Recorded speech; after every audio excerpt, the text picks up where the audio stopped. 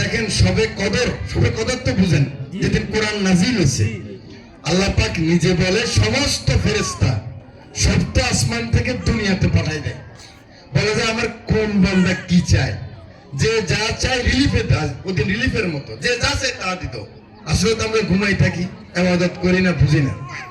ওদিন যদি আপনি এশার নামাজের পরে তাহাজ্জুদ নামাজ পড়েন, তারপরে যদি ফজরের নামাজটা পড়ে ঘুমান, আপনি যা বলবেন তাই হয়ে যাবে।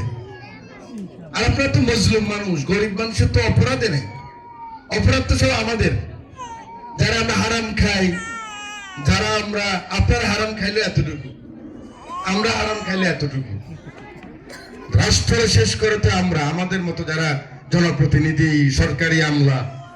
আরে ভাই, রব চৌধুরী সাহেব বাড়ি বানাইছে কবে জানেন? সিএসপি রব চৌধুরী সাহেব ভুলে যাওয়ার পরে। মালিক সাহেব তো বাড়ি বানাইতেই পারে না। আপনার মালিক সাহেবের চিনেন তো? মালিক সাহেব ছিল যে সিএসপি মালিক সাহেব, ইপিসিএস, এই শর্মের বাড়ি। উনি রিটায়ার করার পরে মানে ওয়াল দিয়া টিনের বাড়ি বানাইছে। উনারা ভালো মানুষ ছিল। মুস্তাফিজ সাহেবের তো গড়ে নেই, এই যে বসির বললে মুস্তাফিজ, তাও ইপিসিএস অফিসার। তখনকার মানুষ এরকম ছিল না। এখনকার সব অফিসাররা ঘুষ খায়, সব এমপি মন্ত্রীরা ঘুষ খায়, চেয়ারম্যান মেম্বাররা ঘুষ খায়। তো সেই কারণে আমাদের সমাজের এই অবস্থা। তো আমি যেটা বলতে চাই, তকবীর মানুষকে বলতে চাই, আমি যেহেতু আপনাদের ও যে বলতেছিলাম আমি এক কথার থেকে আরেক কথায় চলে গেছি। আমি বলেছিলাম সবে কদরের কথা। সেদিন যখন সমস্ত ফেরেশতারা দুনিয়াতে নামে, আল্লাহ বলে তো আমার যে বান্দা যা চায় তা দিয়ে দাও, কিন্তু 3 রকমের মানুষকে দেওয়া হবে না। এটার মধ্যে ফান্ডামেন্টাল মৌলিক হলো প্রতিবেশীর হক আদায় করা না। যে আপনারা তো প্রতিবেশী না সবাই, আত্মীয় বাদ দেন না।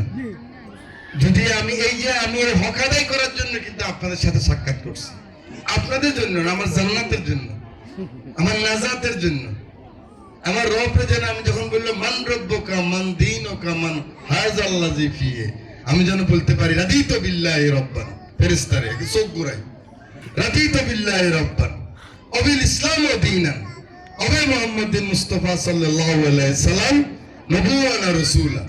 বলে যাও যাও যাও, তোমার আযাব শেষ। আমি আমার জন্য করতেছি, দুনিয়ার জন্য না, নাজাতের জন্য। তো সেজন্য আপনাদের হক না করলে আবার ফোন করবে যে তুমি দিবা না কেন, তুমি তো বলছো সবে কদরের হক, তুমি হক আদায় করো। বুঝাইতে পারছি আমি? একদম ক্লিয়ার কথা।